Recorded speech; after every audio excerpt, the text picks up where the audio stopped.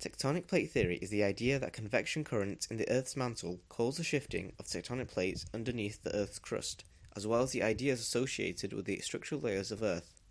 The distribution of earthquakes is not random. They occur in narrow bands along the edge of continents, close to plate boundaries. This can be seen as they occur in the middle of oceans. The distribution of volcanoes is similar. They occur in narrow bands with a tendency to follow plate boundaries near to where earthquakes occur, which can be seen in the middle of oceans. Also, some volcanoes formed in isolated clusters in the middle of continents or oceans are called hotspots. It is also useful to know the properties of the two different plate types, continental and oceanic. Continental plates are lighter than oceanic plates. They cannot be destroyed and renewed. They are roughly 1.5 billion years old, and they are largely composed of granite.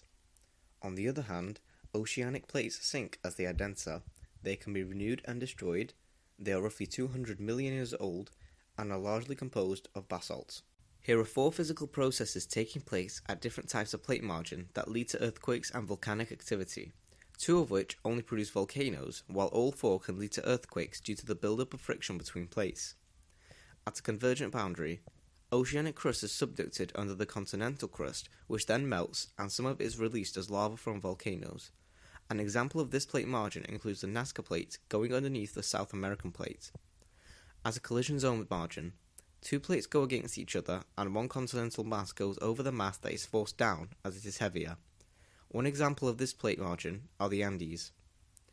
At the constructive margin, the plates move away from each other, making a spreading boundary. Molten rock pushes through the gap to make new Earth. This also results in the formation of volcanoes due to the continuous cooling of magma. An example of this is the Mid-Atlantic Ridge. At conservative margin, at this margin 2 plates meet. They either move in opposite directions to each other or in the same direction at different speeds. An example of this is the San Andreas